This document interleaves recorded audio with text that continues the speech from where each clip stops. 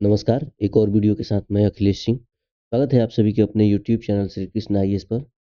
आज के इस 12 मिनट के शो में हम सेट नंबर 2 का प्रैक्टिस सीरीज जो कि चल रहा है, उसके बारे में अध्ययन करेंगे और 25 प्रश्न जो है जीके जीएस से रिलेटेड, उसको हम जानने का प्रयास करेंगे, जो कि बिहार एसएससी के सभी एग्जामों जैसे सीजीएल या फिर इंटर लेवल और बिहार दरोगा जो कि है बिहार एसआई, बीपीएससी के आगामी एग्जाम जैसे कि एईडीओ भी है और बिहार पुलिस इत्यादि सभी के लिए या फिर मद्य निषेध एसआई के लिए सभी के लिए इम्पोर्टेंट है। तो एक बार कृपया करके चैनल को सब्सक्राइब कर लीजिए, बेल आइकॉन को ऑन कर लीजिए और दोस्तों के पास शेयर करिए और अगर लाइक करें अगर वीडियो अच्छा लगे तो। ठीक है, चलिए आगे बढ़ते हैं आज के अपने पहले प्रश्न की ओर।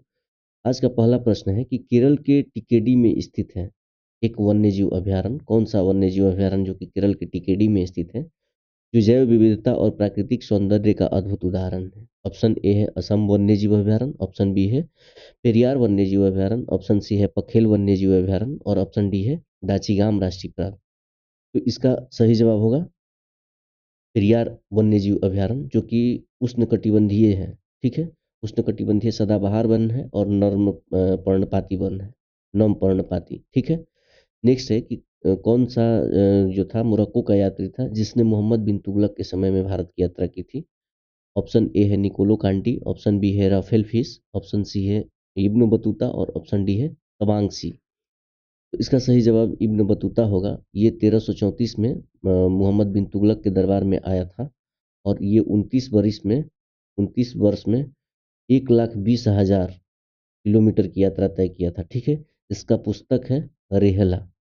ठीक है, अपनी यात्रा वृत्तांत जो बताता है भारत के बारे में वो रेहला के में बताता है। ठीक है, नेक्स्ट क्वेश्चन है कि किस पुस्तक में प्राचीन भारत की आर्थिक नीति और सैन्य रणनीति का वर्णन किया गया है? इसकी रचना कौटिल्य ने की है। तो कौटिल्य द्वारा रचित किस पुस्तक में प्राचीन भारत की आर्थिक नीति और सैन्य रणनीति का वर्णन किया गया है? ऑप्शन ए है ऋग्वेद, ऑप्शन बी है पुराण, ऑप्शन सी है चरक संहिता और ऑप्शन डी है अर्थशास्त्र। तो इसका सही जवाब अर्थशास्त्र होगा। अर्थशास्त्र जो कि कौटिल्य ने लिखा है, ये प्राचीन भारत की यानी उसमें भी मौर्य साम्राज्य की, चंद्रगुप्त मौर्य का ये कौटिल्य जो थे सलाहकार थे और उसके बाद बिंदुसार, बिंदुसार के बाद अशोक, ये तीनों के सलाहकार के रूप में कौटिल्य ने काम किया है। लेकिन ज़्यादातर दो ही के, बिंदुसार और चंद्रगुप्त मौर्य के। तो ध्यान रखिएगा कि अर्थशास्त्र जो है मौर्य वंश से संबंधित है। ठीक है, अकबर के काल में उसके पिता जो हुमायूं थे उस पर एक पुस्तक लिखा गया हुमायूं नामा। ये किसने लिखा है? जगत गोसाई बेगम, मरियम उज जमानी, जोधा बेगम या फिर गुलबदन बेगम? तो गुलबदन बेगम ने लिखा है। गुलबदन बेगम के भाई थे ये हुमायूं। ठीक है, तो जब अकबर ने रिक्वेस्ट किया गुलबदन बेगम से कि आप एक पुस्तक लिखिए, तो इन्होंने अपने चचेरे भाई हुमायूं पर एक पुस्तक लिखा, हुमायूं नामा। ठीक है, सौतेले भाई थे। नेक्स्ट क्वेश्चन है कि जीत के प्रतीक के रूप में जो किस जिले के फतेहपुर सीकरी में मुगल काल में एक दरवाजा प्रतीक के रूप में बनवाया गया था? ऑप्शन ए है जयपुर, ऑप्शन बी है बिदर, ऑप्शन सी है अलीगढ़ और ऑप्शन डी है आगरा। तो जीत के प्रतीक के रूप में आगरा के फतेहपुर सीकरी में बनवाया गया, जिसे विजयनगर कहा गया। क्या कहा गया? विजयनगर, जो कि 1571 में 73 में बनवाया गया। ठीक है, गुजरात विजय के उपलक्ष्य में अकबर ने बनवाया था। ठीक, नेक्स्ट क्वेश्चन है कि किस रक्त समूह का व्यक्ति सर्वग्राही होता है? ऑप्शन ए है ओ, ऑप्शन बी है बी, ऑप्शन सी है ए, ऑप्शन डी है ए बी। तो ए बी, ए बी जो है क्या होता है कि ए बी में सभी एंटीजन मौजूद होते हैं। एंटीजन, सभी एंटीजन मौजूद होने के कारण ये इस ब्लड ग्रुप का व्यक्ति सर्वग्राही होता है। ठीक है, आप अगर ज़्यादा ज़्यादा ब्लड ग्रुप के बारे में जानना चाहते हैं तो यूट्यूब पे सर्च करिए biology by Akhilesh Singh playlist, तो प्लेलिस्ट आपको मिल जाएगा, उसमें ब्लड से संबंधित या फिर बायोलॉजी, बॉटनी और जूलॉजी सभी पूरे विस्तार से पढ़ाया गया है। आप वहाँ पर एक बार विजिट करें। ठीक है, नेक्स्ट क्वेश्चन है कि मानव शरीर के सभी गतिविधियों को नियंत्रित कौन करता है? ऑप्शन ए है श्वसन तंत्र, ऑप्शन बी है तंत्रिका तंत्र, ऑप्शन सी है पाचन तंत्र और ऑप्शन डी है उत्सर्जन तंत्र। तो इसका सही जवाब तंत्रिका तंत्र होगा। तंत्रिका तंत्र जो कि सभी अंग को या फिर सभी एक्टिविटी को कंट्रोल करता है। ठीक है, नेक्स्ट है कि निम्न में से कौन सा भारतीय अर्थव्यवस्था के लिए सही है? ऑप्शन ए है मिश्रित अर्थव्यवस्था, ऑप्शन बी है सामाजिक अर्थव्यवस्था, समाजवादी अर्थव्यवस्था, ऑप्शन सी है कम्युनिस्ट अर्थव्यवस्था और ऑप्शन डी है पूंजीवादी अर्थव्यवस्था। तो इसका सही जवाब मिश्रित अर्थव्यवस्था है। भारत में दोनों समाजवादी और पूंजीवादी दोनों अर्थव्यवस्थाएं लागू हैं। इन दोनों को मिलाकर मिश्रित अर्थव्यवस्था भारत पालन करता है। ठीक है, इसलिए सही सटीक होगा मिश्रित अर्थव्यवस्था।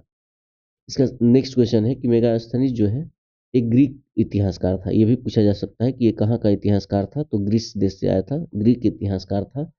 इसने किसके काल में चौथी शताब्दी में भारत की यात्रा की थी? ऑप्शन ए है अशोक, ऑप्शन बी है बिंदुसार, ऑप्शन सी है चंद्रगुप्त मौर्य और ऑप्शन डी है अलेक्जेंडर।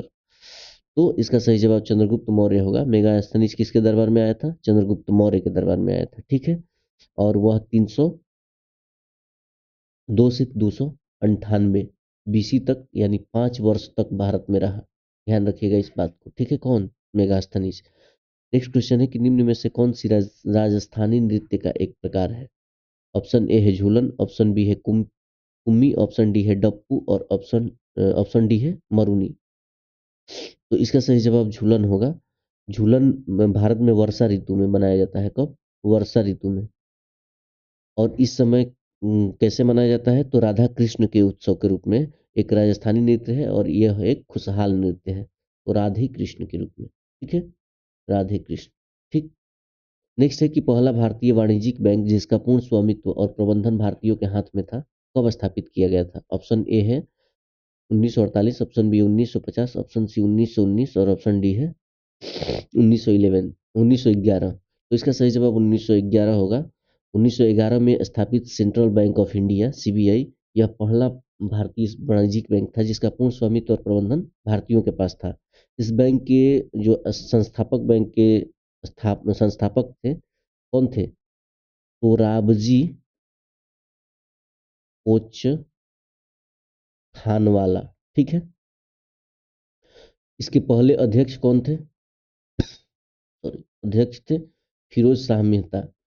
फिरोज शाह मेहता।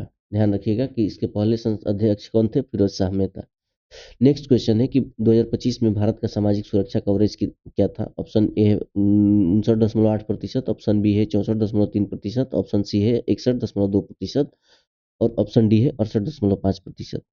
तो भारत में 2025 में सामाजिक सुरक्षा कवरेज जो था 64.3% था और 2015 में 19% से बढ़ाकर 64% कर दिया गया है। ध्यान रखिएगा,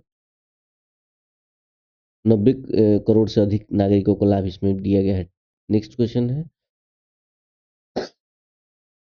कि इनमें से कौन भू संसाधनों के उत्पादक और उपभोक्ता हैं? ऑप्शन ए भू संसाधन, ध्यान रखिएगा कि भूमि के संसाधन के उत्पादक कौन है और उपभोक्ता कौन है। ऑप्शन ए है पौधे, ऑप्शन बी है सरीसृप, ऑप्शन सी है मानव और ऑप्शन डी है ग्रह। तो इसका सही जवाब मानव होगा, क्योंकि मानव भूमि संसाधन के उत्पादक भी हैं और उत्पादक भी हैं और उपभोक्ता भी हैं। मानव ही है जो पृथ्वी पर उपलब्ध संसाधन के दोनों कार्य के रूप में कर सकता है। जहाँ मनुष्य जो है भोजन और अन्य जरूरत के लिए पौधों पर निर्भर तो रहता है, लेकिन मनुष्य कृषि का सहारा लेकर अपने दम पर भोजन का उत्पादन करने में सक्षम है। ठीक।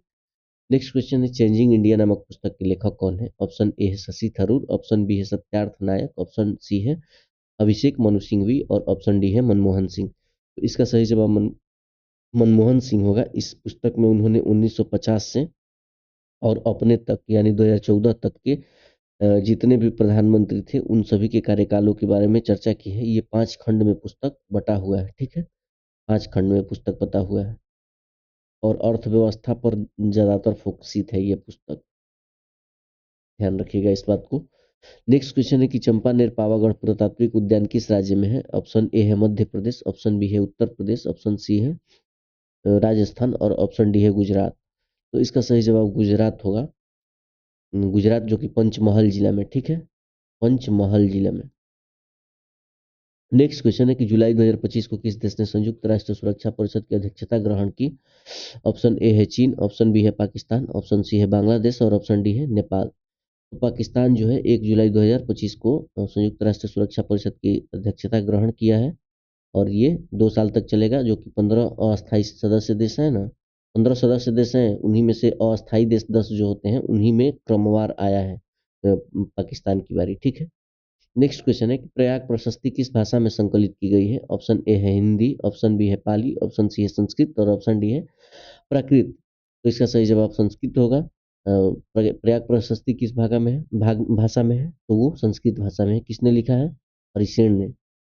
और किसके दरबार में हरिसेन था? तो समुद्रगुप्त। समुद्रगुप्त का ये दरबारी कवि था हरिश्चंद्र। ठीक है। नेक्स्ट है कि दिलवाड़ा और जरगा जो पर्वत चोटियां हैं निम्न में से किस राज्य में स्थित है? मध्य प्रदेश, गुजरात, राजस्थान या फिर हरियाणा? तो ये राजस्थान में है। कौन? दिलवाड़ा और जरगा किस जिले में? सिरोही जिले में। अरावली पर्वत के चोटी हैं ये, सिरोही जिले में स्थित है। ठीक है। नेक्स्ट क्वेश्चन है कि चंदावर की लड़ाई जो है मोहम्मद गोरी और किन किन वंश के, कन्नौज के जयचंद के बीच में हुई थी? कन्नौज राज्य है, जयचंद उसके शासक हैं। और किस वंश से थे जयचंद, ये पूछ रहा है। ऑप्शन ए है चौहान, ऑप्शन बी है गुप्त, ऑप्शन तीन सी है बैक्ट्रियन और ऑप्शन डी है गढ़वाल। तो इसका सही जवाब गढ़वाल होगा, जो कि 1193 में हुआ था जयचंद चंदावर का युद्ध। जो कि चंदावर कहाँ है? फिरोजाबाद के निकट है, यमुना नदी पर, यहीं पर हुआ था। ठीक है। इसमें इस युद्ध में मोहम्मद गोरी जीता था। ठीक है, मोहम्मद गोरी, ध्यान रखिएगा इस बात को। नेक्स्ट क्वेश्चन है कि यूएन जो है संयुक्त राष्ट्र प्रतिवर्ष किस दिन नीले आसमान के लिए अंतर्राष्ट्रीय स्वच्छ वायु दिवस मनाता है? International day of clean air for blue skies. Option A है 7 सितंबर, ऑप्शन बी है 20 जून, ऑप्शन सी है 23 दिसंबर और ऑप्शन डी है 15 मार्च। तो इसका सही जवाब होगा 7 सितंबर। नीले आसमान के लिए अंतर्राष्ट्रीय स्वच्छ वायु दिवस के रूप में मनाया जाता है। और ये किसके द्वारा शुरुआत किया गया है? UNEP, United Nation Environment Programme. ठीक है। नेक्स्ट क्वेश्चन है कि चुनाव के समय राजनीतिक दलों और चुनाव लड़ने वाले उम्मीदवारों द्वारा अनुपालित किए जाने वाले मानदंडों और दिशा निर्देशों का संकलन क्या कहलाता है? क्लॉज, आचार संहिता, मसौदा या फिर विधायिका? तो ये आचार संहिता कहलाता है। आचार संहिता एक नियम और का पुलिंदा है जो कि चुनाव से पहले लागू होता है। निम्न में से किस संगठन ने 16 अगस्त 1946 को सीधी कार्यवाही का दिवस घोषित किया गया, यानी डायरेक्ट एक्शन डे? ठीक है, एक्शन डे, डीएडी इसको कहा जाता है। तो भारतीय राष्ट्रीय कांग्रेस या फिर अवध किसान सभा या फिर मुस्लिम लीग या फिर स्वराज पार्टी? तो इसका सही जवाब मुस्लिम लीग होगा। 1906 से में गठित किया गया मुस्लिम लीग। इन्होंने, उसका उद्देश्य था कि मुस्लिम बहुमत वाले एक अलग देश का गठन किया जाए। नेक्स्ट क्वेश्चन है कि एक रासायनिक अभिक्रिया में किसके साथ, जल के साथ तीव्रता से अभिक्रिया करके कैल्शियम हाइड्रोक्साइड उत्पन्न करता है और भारी मात्रा में ऊष्मा मुक्त होती है? ऑप्शन ए है कैल्शियम क्लोराइड, ऑप्शन बी है कैल्शियम ऑक्साइड, ऑप्शन सी है कैल्शियम सल्फेट और ऑप्शन डी है कैल्शियम परऑक्साइड। तो इसका सही जवाब होगा कैल्शियम ऑक्साइड। कैल्शियम ऑक्साइड, देखिए इसका सूत्र इस प्रकार लिखा जाता है, कैल्शियम ऑक्साइड प्लस H2O अगर किया जाता है तो CaOH होल ट्वाइस होता है और ऊष्मा निकलती है। ठीक है, ऊष्मा निकलती है। तो ये इसका केमिकल रिएक्शन होता है। नेक्स्ट क्वेश्चन है कि माइकल फेल्प्स किस खेल से संबंधित है? ऑप्शन ए है तैराकी, ऑप्शन बी है जिम्नास्टिक, ऑप्शन सी है लॉन टेनिस और ऑप्शन डी है बैडमिंटन। तो इसका सही जवाब तैराकी होगा। माइकल फेल्प्स यूएसए के हैं, अमेरिका के हैं। ठीक है। इसने कुल 28 पदक के साथ सबसे अधिक ओलंपिक पदक अपने नाम किया है। कौन? Michael Phelps. ठीक है। नेक्स्ट क्वेश्चन की बात करें तो एशियाई अवसंरचना निवेश बैंक AIIB के अगले अध्यक्ष के रूप में किसे चुना गया है? जिन लिकुन, झोउ जियाई, ई गैंग या फिर लियू है? तो इसका सही जवाब होगा झोउ जियाई, जो कि चीन के पूर्व उप वित्त मंत्री रहे हैं। इनको ही नियुक्त किया गया है। उनका कार्यकाल जो है जनवरी 2026 से शुरुआत हुआ है। ठीक है। इसके बाद बात करें, ये जनवरी 2026 से ये इस पद पर आसीन है। ठीक है। तो आज हमारा 25 क्वेश्चन समाप्त होता है। तो मिलते हैं नेक्स्ट के पार्ट में, तब तक के लिए दीजिए इजाजत। धन्यवाद, आपका समय शुभ हो।